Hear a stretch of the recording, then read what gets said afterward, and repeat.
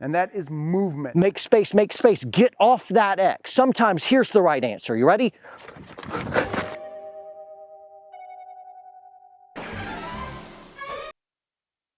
We've got to get moving. We have to get real about get-home bags. Think about it. There are different bags that get lumped together. Get-home bags. 72-hour bags. The Bugout bag. I call it the I'm never coming home again bag. This video is about the get-home bag. Assumptions. You work within 20 miles of home. You aren't physically disabled. Whatever happened means you can't call your wife to come pick you up. Like, the grid's down. The grid is down. If there are riots go around. You carry a good EDC already. You aren't carrying a long gun in your car. Most people don't carry a long gun in their daily car because they can't bring it into their job, and they aren't dumb enough to leave it in their car all day. First, Get in shape. cardio is everything. You should be able to cover 20 miles in 7 hours, unless there's snow on the ground or zombies. And zombies don't really show up in the first 7 hours of SHTF. But The longer you aren't home, the more likely you won't be home. when the zombies start to sprout, walk an hour a day, 4 days a week, and you'll get there. On a treadmill, gradually up the incline and increase the speed. If you're outside, increase your speed and wear like a weight vest. Cover 4 miles in an hour. Then once a week, go on a long hike. 10 miles at least. You know what makes it impossible to walk 20 miles? A 30-pound bag of crap. You should be home in 7 hours.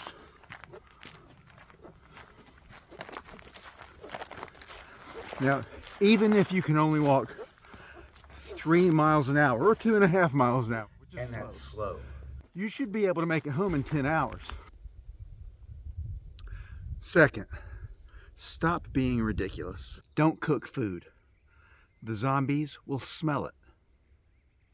The smoke will give your position away. So now you need pots and pans and a stove. You're going less than 20 miles. Come on. You're not going to starve in 7 hours. If you have time to cook, you have time to walk. Don't camp. How far did you go before you decided to set up camp? You only have 20 miles. Where are you camping? In somebody's yard? Behind the gas station? Don't carry a long gun. You're trying to make it home without being noticed. If you come stomping down the road of some patriotic homeowner who's a little freaked out by the fact that the grid went down, sees you wearing your multicam Molly 511 gear, carrying a fully semi-automatic assault rifle, he's liable to take a shotgun to your ass. Good job, gray man. Don't filter your water. Have water. Don't carry 30 pounds of crap.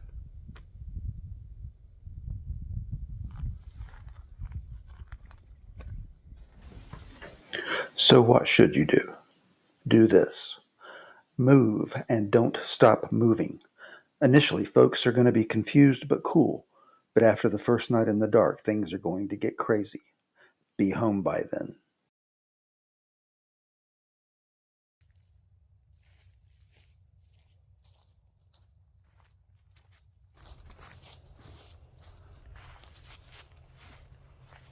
Walk in the dark. Walk in the rain. Eat energy or candy bars on the move. I like Power Bar Energized bars or Skittles because they don't melt. But if you want to stick it to Biden, then you're going to want to eat Snickers bars. Have a couple of bottles of water in your car and a couple in your bag. Remember to top off anytime you pass a spigot. Municipal water keeps flowing for a couple of days.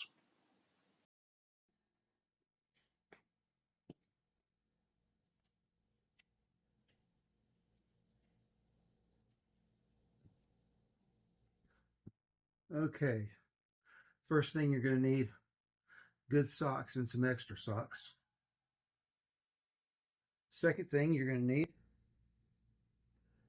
is, these are some good boots. If you don't wear boots all the time and you try to wear boots and walk 20 miles, you're going to get giant blisters and it's going to kill you and you're not going to be able to walk. In that case, get some good, comfortable walking shoes. Shoes like you'd wear if you were going to spend the day at Disneyland. How many times have you heard people say that they looked at their watch or whatever at Disneyland? Holy crap, well, I walked 20 miles at Disneyland yesterday. Yeah, you're going to be walking on roads and sidewalks, not hiking the Appalachian Trail. Get something that's good and comfortable and that won't give you blisters. Rain gear, you're going to need a hat. Any hat will do. I like this one. It's a cool thing. It's got a solar powered light on it. So during the day when you're walking, it's charging, and at night when you're walking, it's lighting your way.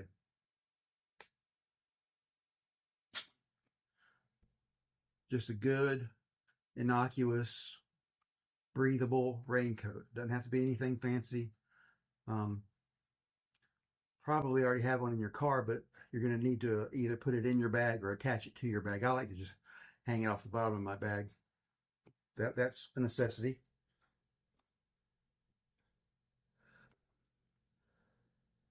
I mentioned this before, but you don't need a lot of fancy food. You're only going 20 miles. Just grab some candy bars, some energy bars. These are keto types, but anything will do. I mean, this is your chance to splurge on sugar. I like a headlamp. I think that's really good because, again, walk at night, walk during the day, walk during the rain. Keep walking, keep moving. So, headlamp, some extra batteries, lithium if you can. Again, water. You don't need to filter water. You don't need to drill wells in the earth. Just bring some water. It's going to be the heaviest thing you carry. If you run out of water, if you only want to carry one, drink all this water, you're going to be walking through cities and neighborhoods. Stop and fill up at somebody's house or at a business. More than likely, they're still going to have water in their pipes. Even if the big one has happened and there's no electricity, people still have water in their pipes. Wet wipe type of deals, million uses for this, mainly for wiping your butt.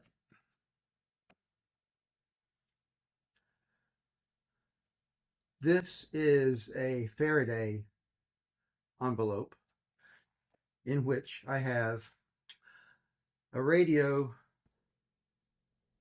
just in case my wife decides to use our radio, which she probably won't. But besides that, I can listen to emergency broadcasts, and if there are national alerts, this radio will pick them up. Having it in the Faraday bag obviously will keep it from experiencing the same demise that your car and the rest of the electronics had. And that's pretty much all you really have to have. Now, if you want to just get extra special and have some, gotta have a gadget, you can get a Silcott key. It's also called a four-way key, so that when you stop to fill your water bottle up at the gas station, If they don't have a handle on it, use this, turn on the water, fill up your bottle. There you go. Now, as you can see, I have a lot of bags. I like bags a lot, but I don't like to go overboard on bags. I only want the bag for what I need it for. So in terms of a get home bag, I don't need something giant. James Yeager used to always say, and he's right, whatever size bag you get, you'll fill it up. So when I buy small bags, I tend to make it work. You could go for something even as big as this, just a, you know, like a school book bag kind of a deal. That's really too big for me. What I would like to make work would be more something along the lines of like a sling like this. It's easy to carry. I can get everything that I just showed you into this bag and more. And if I need to, I can attach more stuff to the Molly stuff. Which brings up the weak point of this bag. And it's really not that big of a deal, but it does look a little bit tactical. So if you're really trying to be serious about your gray man energy, that might be more than you need. I make this bag work. This is like a camera bag kind of a deal. It actually has steel cables through the straps so you can't cut it off. It's never been an issue for me, but I wore this for years in New York City. You can carry as much stuff as you want. You can carry water bottles. Again, all the stuff that I have in my get home list fits in this. Very easy to carry. Very innocuous. I don't look too much like a zombie coming to steal your toilet paper. So I think I'll make another video at some point about my other bags. My 72-hour bag, my Bugout bag, which I also refer to as never coming home again bag. But if you're just going home from work and you have to walk, it's not that big a deal. You don't need to carry a giant bag full of everything you can think of, and you can think of a lot of stuff if you put your mind to it. So, thanks for putting up with my rant. That's probably going to be the end of the official part of the video, but if you stick around, this being a YouTube video, I'm going to have some extra thoughts and tips about getting home. In the meantime, thanks for watching the video. I don't care if you like and subscribe, don't worry about that.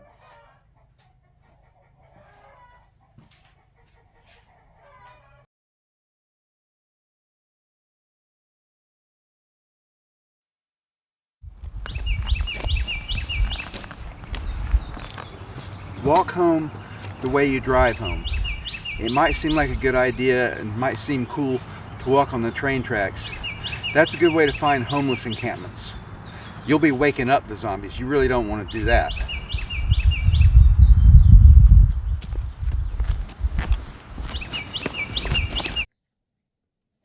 There will literally be no traffic on the roads at all. They will be just big sidewalks. Whatever bag you end up with, put it on and wear it and walk a few miles with it more than once. You might find out that it isn't the bag for you. You might find out that it has spots on it that rub you the wrong way. There might be things that you want to do to make it work a little bit better. But you'll never find out if you don't take it out and wear it. So do that.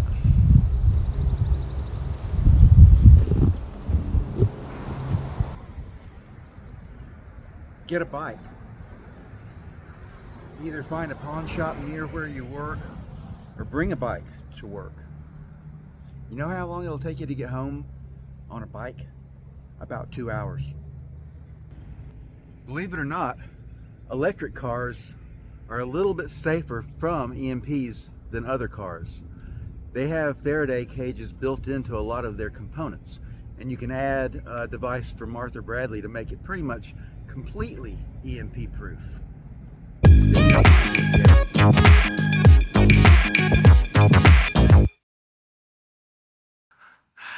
So I made this video because recently on YouTube I keep getting suggestions for videos about get home bags, and a lot of times it'll say get home bag / bug out bag, and that just kind of drives me crazy because they're such different things. You can get bogged down in getting all the cool gear for your bag. I love to get stuff off of Amazon or Sportsman's Guide or wherever. You know, gadgets and gear are just the coolest thing, but it's the last thing on the list. The thing that really needs to be talked about in terms of getting home in an SHTF scenario is getting home. How you're going to get home is mindset. You're going to determine, I'm getting home fast. That's what it's got to be about first, and that's what doesn't really get talked about much in these videos. If you want to talk about the bug out bags or the, you know, whatever you want to call them, 72-hour bags, there are a lot of good videos on those, and I had my time where I was watching all those videos too. I think I'll put a link somewhere in here about James Yeager's family bug out bags or Walmart bug out bags. He's got great videos about bug out bags. You know, I think he talks about the difference between get home bags and bug out bags at one point. One of the things that everybody loved about James was his practicality and his ability to sort of cut through the BS when he was tackling a topic. And so those videos are great. You should watch them. I think people ought to remember what it was like the day of 9/11.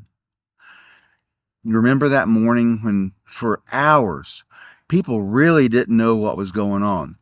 And in situations like that, which would be similar to if let's say there was an EMP or some other disaster that caused this theoretical SHTF situation that we always like to talk about, there's going to be a period of time where people are just kind of freaked out.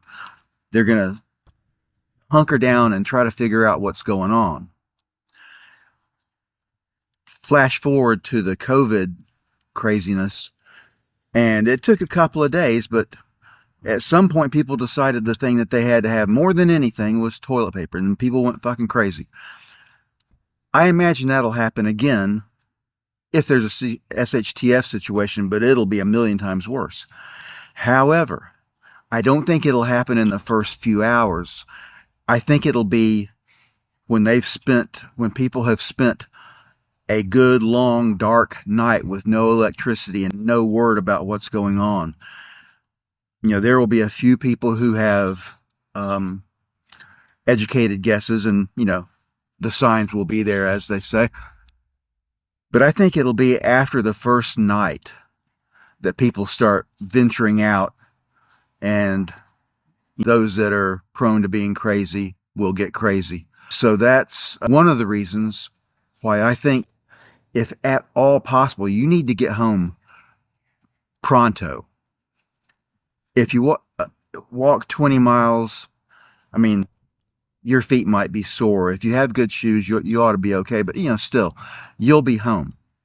Here's a story about walking 26 miles. I had a couple of women that I worked with a few years ago who decided that they were going to walk, not run, a marathon in our town. It's 26 miles. They weren't runners. They weren't athletes. They didn't really do much to train for this marathon, but they were all excited about it. And I didn't think they'd be able to pull it off. In fact, I bet them $50 that they would not be able to walk 26 miles. Just, you know, in whatever the allotted time was for this marathon. And I lost. They walked 26 miles, and apparently it wasn't that big a deal. They were in their 30s, you know, okay health, but nothing great. And I was like, wow, that's okay. I misjudged. And, you know, I've been to Disney World. I know people who've been to Disney World, and they either, you know, their phone or their watch or something, at the end of the day, they look at it and they go, holy crap. You know, I walked X amount of miles today. You know, they're sore, they're tired, but you can do it. You can walk home. If you see a bike at somebody's house that doesn't look like they're using, offer them $100 for the bike, or just promise to bring it back or something like that. There's ways to get home, but I hate for people to get so mired down in gear and having every possible contingency accounted for in their preps. You know, like, what if I encounter a polar bear? I'm going to need a certain kind of weapon for that. What if there's a situation where I need a flare gun? What if I have to build a bridge to cross a raging river? Yeah, that's not the get home bag. Get home is get home, and you know, most of these videos stipulate that they're getting home from work and that they don't work that far away. If you've ever read the Going Home series, the guy, you know, experiences an EMP. I can't remember. He's a couple of 100 miles from home, or at least 800 miles from home. That's a different situation. And that situation, you know, if you're going to be traveling that far from home, yeah, that's a different bag. But anyway, that's why I decided to make this video. I don't want to step on anybody's toes. I do that unintentionally from time to time, and I guess we'll see if this is one of those times. But that's it. Watch James's videos. Go train at Tactical Response. If you want to do cool guy stuff, go train at Tactical Response. Prep for the future. Get educated. See you later.